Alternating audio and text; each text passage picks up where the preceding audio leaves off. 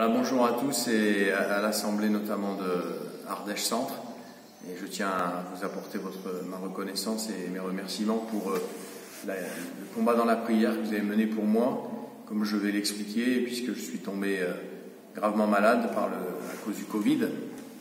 Et je tiens vraiment à vous faire part de ma gratitude et de mon remerciement pour votre combat dans la prière. Et merci beaucoup à tous, que Dieu vous bénisse, soyez enrichis de sa présence et de son secours.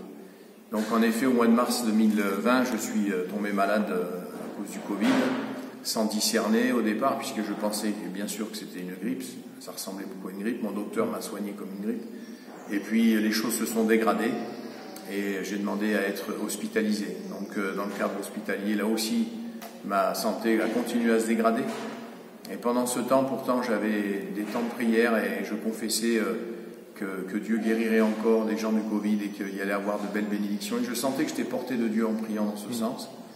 Donc c'était assez spécial à vivre, d'être malade et en même temps de confesser une victoire. Et puis, donc le corps médical au Puy-en-Velay a décidé de m'intuber, de me passer sous coma. Et puis, très confiant, bien sûr, j'ai dit au docteur, il n'y a pas de problème, on y va. Et je pensais que ça allait durer 3 ou 4 jours, ça a duré 3 semaines. Et ils se sont vraiment battus pour maintenir ma santé à flot. Elle a plus fait le sous-marin que d'être à flot d'ailleurs. Mais vraiment, ils ont été là, un corps médical dévoué. Et que Dieu bénisse tous ces hommes et ces femmes qui soignent leurs prochains. Ils font le plan de Dieu sans le savoir. Et enfin, au bout de 3 semaines, ils m'ont réveillé après une embolie pulmonaire. Ils ont vraiment eu peur. Et alors que j'étais encore certainement sur la fin de cette période de coma, un temps particulier a eu lieu. Je priais, j'étais, je pense, dans la présence de Dieu, c'était particulier. Je priais, en demandant au Seigneur si vraiment c'était le moment de partir. Il me semblait que je devais vivre beaucoup plus longtemps que ça. Enfin voilà. Et surtout, à la fin de ce temps d'échange, il y a eu une pensée qui s'est imprimée dans mon cœur. Je ne mourrai pas, je vivrai. Et puis j'ai senti que quelque chose changeait. Et en fait, quelques temps plus tard, il me réveillait et puis il me sortait du coma. Alors, quand on sort du coma, c'est pas la forme olympique, hein, on est loin de courir le 100 mètres. J'avais perdu beaucoup de masse musculaire, il fallait se battre pour reconstruire. Et curieusement, il y a eu encore, comme des vagues qui se succédaient, une infection pulmonaire qui a été traitée rapidement, heureusement bien sûr, et puis ensuite une allergie médicamenteuse. Et j'arrivais pas à récupérer les forces dont j'avais besoin, je ne pouvais pas dormir. C'était compliqué.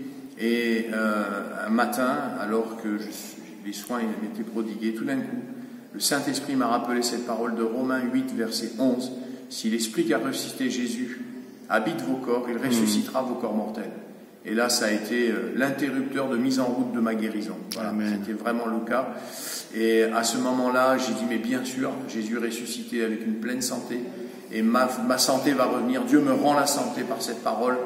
Et ça s'est mis en route et l'Esprit de Dieu a commencé à rétablir ma santé. Le lendemain, je marchais, alors que je ne marchais plus depuis, bien sûr, plusieurs semaines. Hein, mais les tentatives avec les kinés étaient infructueuses. Et là, je marchais, j'ai fait 4 fois la longueur du couloir. J'ai pu prendre une douche même. Et on m'a changé, on m'a transféré de service. Et alors que l'infirmière m'a mené dans le nouveau service, elle me dit, voilà, M. Carnibert, vous en avez encore pour 14 jours. Bon, je trouvais déjà que 4 semaines, c'était pas mal. Et là, je me disais, non. Et en 5 jours, je suis sorti de l'hôpital. En 5 jours, je suis sorti de l'hôpital au lieu des 14 jours prévus. Et le docteur qui me visitait chaque matin me regardait et me dit, mais monsieur, je vous vois vous rétablir chaque jour. Et j'ai pu lui dire qu'effectivement, c'était l'accomplissement de la parole de Dieu. Doucement, mais à mon goût, c'était doucement, mais en vérité, c'était rapidement. Je reprenais des forces, je remarchais. J'arrivais à remanger, etc. Et je suis rentré à la maison et bien sûr j'ai eu les mêmes étapes que tous ceux qui ont passé certainement des comas, et certainement des comas plus profonds, plus longs que moi. J'ai eu les mêmes étapes, les tremblements, le besoin de retrouver un sommeil régulier, réparateur, etc. Mais je sais que Dieu a posé sa main et que les choses se sont rétablies. Alors, quand je suis rentré à la maison, mon épouse a lu le psaume 118. Et dans le psaume 118, il est écrit « Je ne mourrai pas, je vivrai ». C'était vraiment le point de conclusion du Seigneur. Et dans cette histoire, Dieu avait mis un stop. Dieu était à la maîtrise de tout ce qui se passait, au-delà de ce qu'on peut penser, imaginer. C'est assez incroyable. Et bien sûr que j'ai bien un peu pensé à Job pendant ces moments en me disant oui, je comprends, ça a dû être compliqué, mais Dieu maîtrisait, Dieu avait mis un stop sur l'assaut que Job avait subi. Et Dieu nous relève, Dieu est bon. Voilà, que ces paroles puissent encourager quelques-uns. Je peux en parler maintenant avec beaucoup de simplicité parce que je crois aussi que Dieu a restauré mon âme, il m'a guéri de l'intérieur.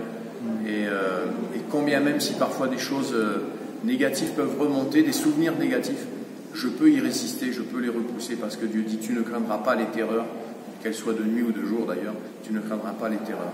Voilà, dans le psaume 91. Merci. Ok, merci beaucoup Philippe pour ce beau témoignage. Que le Seigneur soit béni.